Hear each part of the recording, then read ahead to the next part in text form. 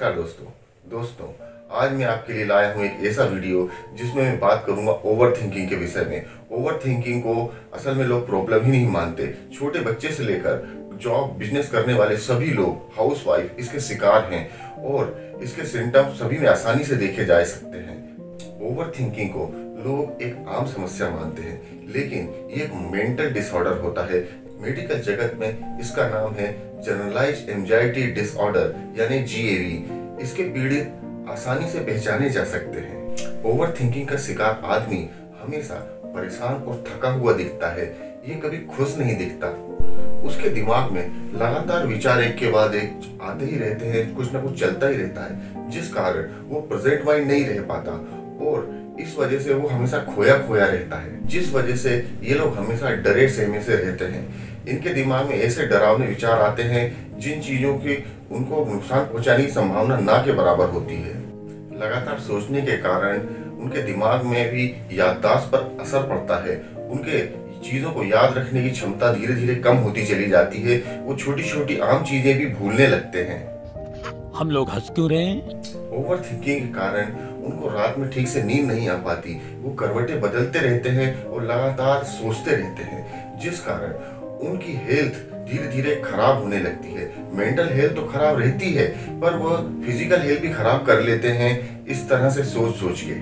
Over thinking को break करना पड़ता है। हमें अपने विचारों पर लगाम लगाने के लिए कुछ बीच में ब्रेक लगाने पड़ते हैं, जिससे हमारा दिमाग सोचने की सही दिशा पकड़ता है। तो दोस्तों, ओवर थिंकिंग को ब्रेक करने के लिए यहाँ पर मैं कुछ नियम बताता हूँ, क्योंकि ये विचारों से शुरू हुआ है तो इसको विचारों द्वारा ही ठीक करना होगा। इसलिए मैं यहाँ पर कुछ विचारों को ब्रेक करने के लिए नियम बताता हूँ, जिनको अप्लाई करने से ओवर थिंकिंग में काफ़ी राहत मिलती है, ओवर थिंकिंग कम हो जाती है। नंबर 1, लोगों की आलोचना और उनके क्रिटिसिज्म को थोड़ा कम गंभीरता से लें। हमने देखा है कि जो लोग गंभीरता से लेते हैं क्रिटिसिज्म को, वो लोग ज़्यादा जल्दी ही ओवर थिंकिंग के शिकार बन जाते हैं। दोस्तों, जब भी कोई आपको क्रिटिसाइज करे तो आप ये सोचिए कि लोग कभी भी सूखे पेड़ पर पत्थर नहीं मारते। सूखे पेड़ पे कोई पत्थर नहीं मारता, हमेशा फलदार पेड़ पर ही पत्थर मारा जाता है। आप में कोई ना कोई बात तो होगी जो वो आपकी बुराई कर रहे हैं, क्रिटिसाइज कर रहे हैं। और जब भी कोई आपकी बुराई करे, क्रिटिसाइज करे, तो कोशिश करिए कि उसके सामने ही आप उसको जवाब दे दें कुछ ना कुछ। बाप को भेज, तेरे बस की बात नहीं। और अगर ना दे पाए तो भी उसको ज्यादा गंभीरता से मत लीजिए। ये मान के चलिए कि आप में कुछ गुण हैं जिनसे वो चलता है।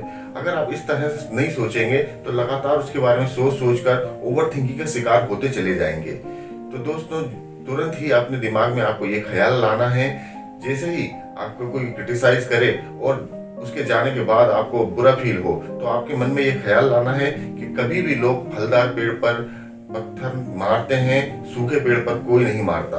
और ये लाइन अपने आप को कहिए और ओवर थिंकिंग को वहीं खत्म करिए। नंबर 2, लोगों से थोड़ी कम एक्सेप्टेशन रखें या बिल्कुल मत रखें, क्योंकि लोगों का ये नेचर होता है, ह्यूमन नेचर होता है कि वो एहसान को भूल जाते हैं और बुराइयां या गलतियों को याद रखते हैं। साले को बम से उड़ा दूंगा एक बार हाथ में आ जाए तो। ये एक ह्यूमन नेचर होता है। देखिए दोस्तों, आप किसी के ऊपर 1000 बार एहसान कर दीजिए, 1000 बार उसकी हेल्प कर दीजिए, मदद कर दीजिए, लेकिन जिस दिन आपने मना कर दिया, वो उन सबको भूल जाएगा और ये याद रखेगा कि आपने उसकी मदद नहीं की। ओवर थिंकिंग का ये भी एक बड़ा कारण है। अगर हम किसी के लिए कुछ करते हैं तो हम उससे ज्यादा एक्सेप्टेशन रखते हैं। हम हमेशा ये सोचते हैं कि वो भी हमारे लिए उतनी मदद करेगा, और अगर वो नहीं कर पाता है या भूल जाता है, नहीं करता, तो हम उसको लेके बुरा महसूस करते हैं, ओवर थिंकिंग करते हैं और दिमाग में ही ये देखते रहते हैं कि हमने इतनी बार उसकी मदद करी, उसने मना कर दिया, वो बुरा है।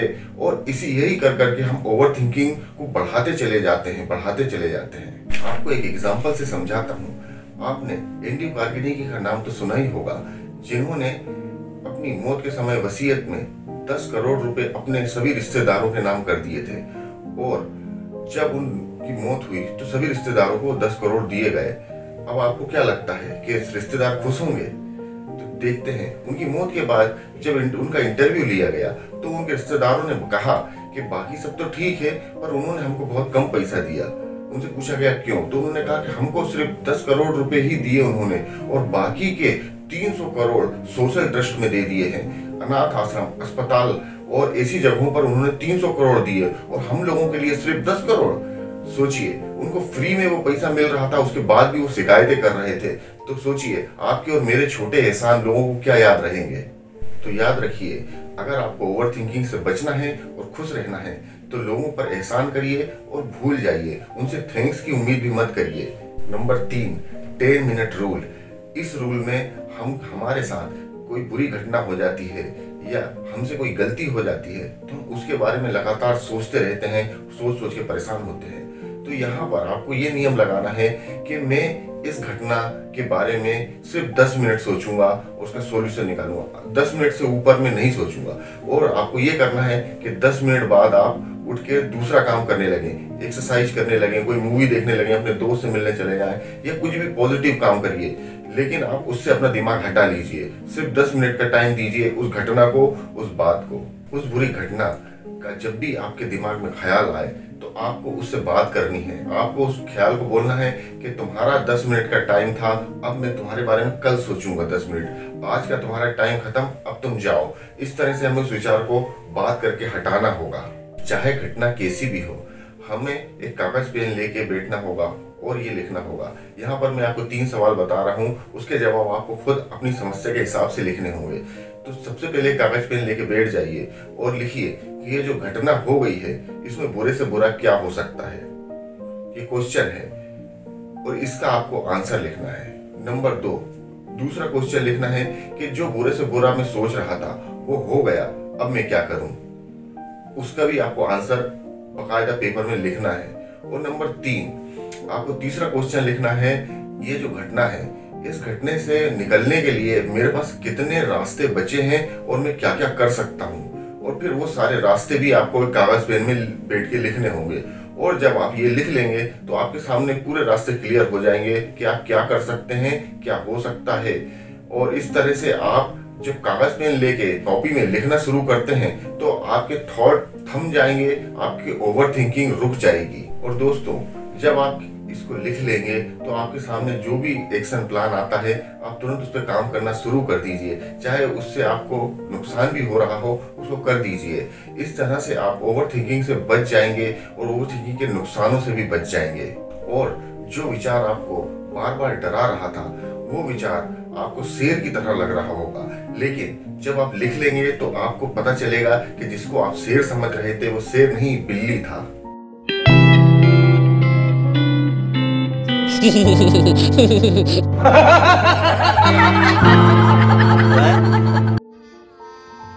गजब बेइज्जती है। और नंबर 4, दोस्तों, आप हमेशा अपने दिमाग को, अपनी नजर को प्रेजेंट में रखिए। अभी जो चल रहा है वर्तमान में, सिर्फ उसी पर अपना दिमाग जमा के रखिए। देखिए, हमेशा कुछ न कुछ घटना ऐसी होंगी जो आपकी एक्सपेक्टेशन से ऊंची नीची होंगी और भविष्य भी अनदेखा है, आपने कल भी नहीं देखा। तो दोस्तों, जो बीत गया, जो घटना हो गई, उस पर पछताने से ज्यादा पर फायदा नहीं होता है, बल्कि उल्टा हमारे प्रेजेंट की खुशियां और प्रेजेंट का टाइम भी सोचने में और ओवर थिंकिंग के परेशानी में उलझते हुए निकल जाता है। इसलिए अपनी नजर को प्रेजेंट में जमा के रखिए कि आप आज क्या कर सकते हैं, अभी क्या कर सकते हैं। और इस तरह से आप खड़े हो जाइए और तुरंत एक्शन ले लीजिए उस काम को जो आप अभी इस वक्त कर सकते हैं। इस तरह से आप ओवर थिंकिंग को पूरी तरह से हरा देंगे। ओवर थिंकिंग एक मानसिक रोग बनने से पहले ही आपको उसको खत्म करना होगा, खुद एफर्ट लगा के। तो दोस्तों, ये जो वीडियो मैंने बनाया है अपनी रिसर्च से बनाया है, इंटरनेट की रिसर्च से बनाया है, मैं कोई डॉक्टर नहीं हूँ। अगर आपको मेरा ये वीडियो पसंद आया हो तो इसको लाइक करें, शेयर करें और सब्सक्राइब करें अपने दोस्तों के साथ में। जिनकी मदद की जरूरत है वो लोगों के साथ में ये वीडियो जरूर शेयर करें। तो दोस्तों, मैं आपसे मिलता हूँ अगले वीडियो पे। Thank you. खत्म। Bye bye, tata, good bye, गया।